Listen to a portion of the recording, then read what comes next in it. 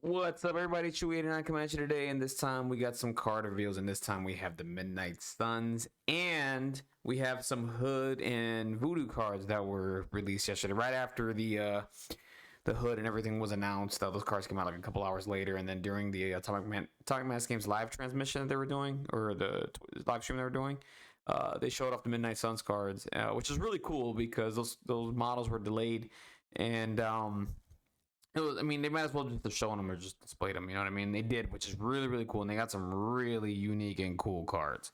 Anyways, before I get into it, please do me a favor, dislike the video, comment down below, subscribe to my channel. We'll have some more MCP content. And just let me know your thoughts about these cards down below. Anyway, let's get into it. So let's get into the Midnight Suns cards. And right now, they're really good. This one is called Banishment, and that is Elsa Bloodstone in the card right there. I'm not too familiar with her, but everybody in the chat was mentioning her name. She's probably going to be a new Midnight Suns character that's going to come out at some point, maybe sometime next year or whenever, I don't know. Really cool artwork, by the way. I love all the artwork on the card so far for the new Midnight Suns, for the new characters and everything. Everything's been looking really cool, really great. So anyways, let's get into this. So Midnight Suns, this one's called Banishment. Dr. Voodoo, Iron Fist, and Elsa are in there. That's really cool. After an attack made by an allied Midnight Suns character is resolved, if the attack roll contained a crit, wild, or hit, and the allied character may spend 2 power to play this card. The target character and enemy characters within 2 of it gain the stun special condition. That is sick. This card is sick, and stun sucks. Stun really does suck. When you can't build power off of your attacks, and when you can't build power off of taking damage, when you can't build power off of anything, right? And you're only building 1 power, man, that sucks. That really ruins your power economy. And if you can, find a way to move some, like, let's say if they're bunching up with like a Koye or whatever the case may be, or like, just staying together like in a bunch or whatever, if you can do an attack, and all you have to do, if the attack will contain, wait a minute, hold on a minute. Oh, it's all 3.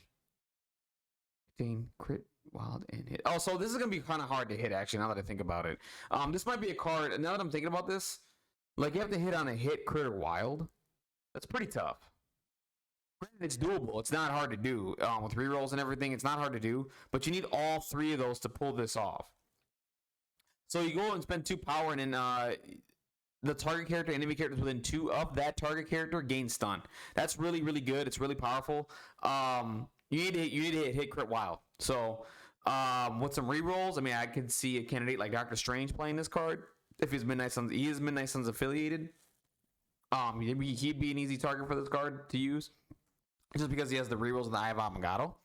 I had to reread that again. I was like, oh, wait a minute, is it one or the other? No, it's all 3. So you need all 3: hit, crit, and wild. And you just spend 2 power, play this, and then him and other characters within 2 gain stun. Stun sucks. If you can put stun for 2 power on multiple characters, awesome. Really good card. Might be difficult to pull off, but I think if you have rerolls and set it up properly, you should be fine. Let's get to Bats the Ghost Hound. Really cool artwork here, and Doctor Strange is talking to his dog here, little ghost dog that he has. Really cool. I like it. Again, Midnight Suns affiliated. It's a reactive. When an allied Midnight Suns character is modifying its attack or defense dice, it may spend 2 power to play this card. Change one of the allied characters' attack or defense dice to any result. This effect may change wild results. So you can probably combo Bats the Ghost Hound and Banishment, is what I'm thinking. Granted, for 4 power, it's a lot to change 1 die, but if you just need 1 die to change to pull off the Banishment stuff, why not? You do that and you give a whole bunch of characters stun and they can't build power efficiently. Pretty good, pretty strong. You don't have to do it in that combination. You can just do it. Let's say, for example, you're doing a Crimson Brands of Sidorak and you need like the wild or something. I don't know how many times I've done that attack. Even on the reroll, I'll always miss the condition by a die. Every single time. But with Bats the Ghost Hound, if you roll your dice and you're just missing like 1 result, why not? And like I said, if you hit the hit, crit, or wild, because on Doctor Strange with Crimson Bands of Sidorak, if you do, if you pull off the trigger, right? Even better, if you pull off the trigger and you have 2 power, you just play Banishment, and now those characters that are within 2 of that character, the one character gets activated, he gets stunned. there's characters within 2 of that character, they gain stun. So, this is I have a bunch of ideas for this already, as you can tell, with Doctor Strange and all that stuff. These are really 2 really, really, really good cards.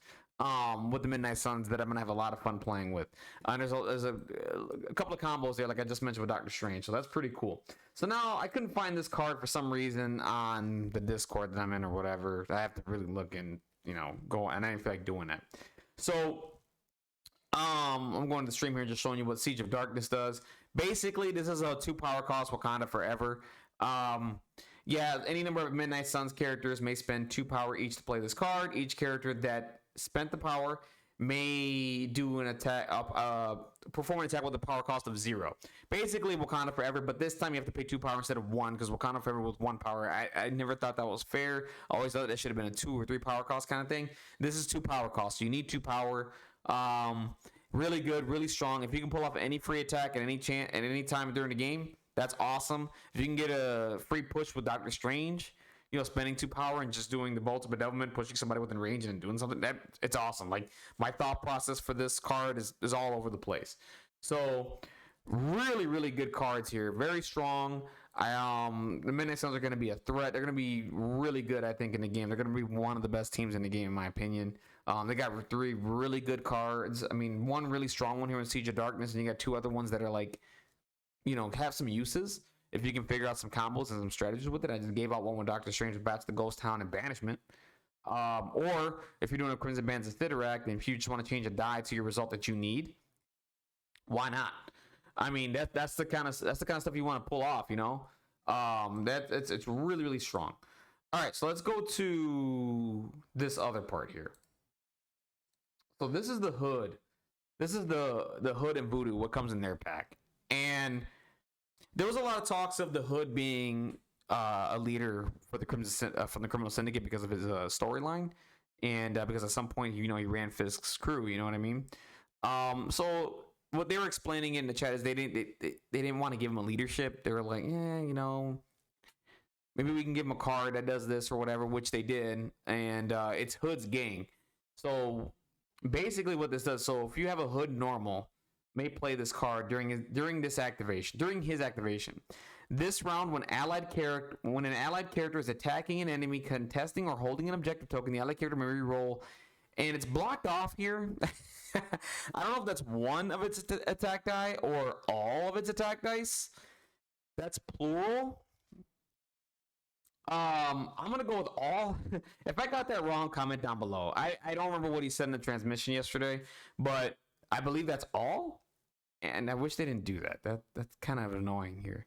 But that's okay. So that basically gives like Hood like a leadership. So if anybody is, and this is what's best about this. This is unaffiliated. So if you play the Hood and you play this card, let's say if you go unaffiliated, you can become affiliated for a turn, right? And getting rerolls is really good. If you can reroll your dice, that's awesome. On top of that, you can take an objective, maybe daze somebody. This card's really good. I like it if you're playing the Hood, and I love the Hood, by the way. If you want to see my reaction to the Hood down below in the description box, go ahead and you can watch that video and just see my review of that character and what I think of him. Really nice, really strong card here. Plane of Polok. I can't say that. Polok. Any convocation character may spend 3 power to play this card. Choose an enemy character. Allied characters may reroll any number of its attack dice when making a psychic attack that target the chosen character this round. So basically, this is like a what you call that Cabal character, like a it's a Cabal character. I mean, a Cabal card that they have that they can get rerolls on a character. That's all this is. Really strong. Just 3 power cost, and then people can reroll their attack dice with their psychic attacks. Really nice. Sans. Dr. Voodoo may play this card. So this is unaffiliated too, by the way. So you're playing Dr. Voodoo on like Midnight Suns or Defenders or wherever the hell you play that character, and you might want to play this card with him. While Dr. Voodoo has his brother Daniel token, add 2 additional dice instead of 1 to his attack dice, defense, and dodge rolls when adding dice for each crit result this round. So now when he rolls crits and he has a brother Voodoo, he adds an extra die. Okay. That's bonkers.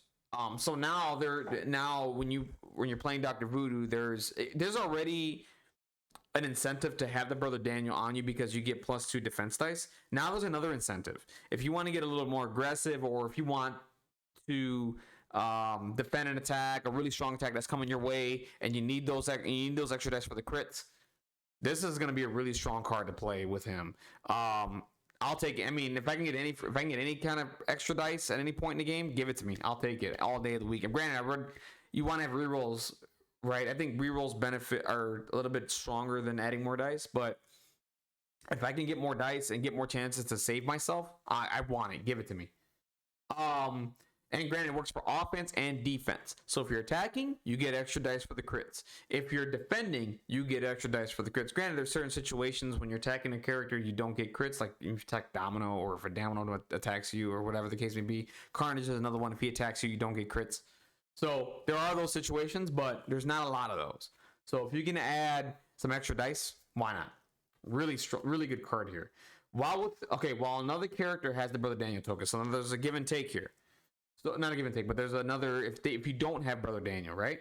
So while another character has his Brother Daniel token, that character does not add dice to its attack, defense, or dodge roll when adding dice for crit results this round. So now the character that has the Brother Daniel token can't add dice for crits. I played a bunch of games this weekend, and people who have Hex and can't add crits, it sucks. Because when you roll like a really nice defense roll and you can't add any more dice, and you can't do like you don't want to re-roll it or anything like that, like it sucks. It can be really, really, really debilitating. When you're not getting that extra dice and all that stuff, when crits aren't exploding, it's nasty. It can be nasty. It'll sneak up on you. You don't think much of Hex, and you don't think much of characters that don't let you add crit results. When you start rolling dice and you start realizing how devastating that is, it sucks. It really sneaks up on you when you think about it. Anyway, that's it for me. Those are all the cards that were shown yesterday from the Midnight Suns and the Dr. Voodoo and Hood pack. Please let me know your thoughts down below. Comment, like, dislike the video, subscribe to my channel for more MCB content. More subscribers I get, helps out the channel grow, and I can do more stuff. I'm thinking about my next video, probably doing a roster video of Midnight Suns and Defenders. I want to do like a dual affiliated list with those two, and I'm probably going to be running with that for the rest of this year, probably. Maybe not. We'll see. But yeah, that's it for me, guys. Have a wonderful day. Take care.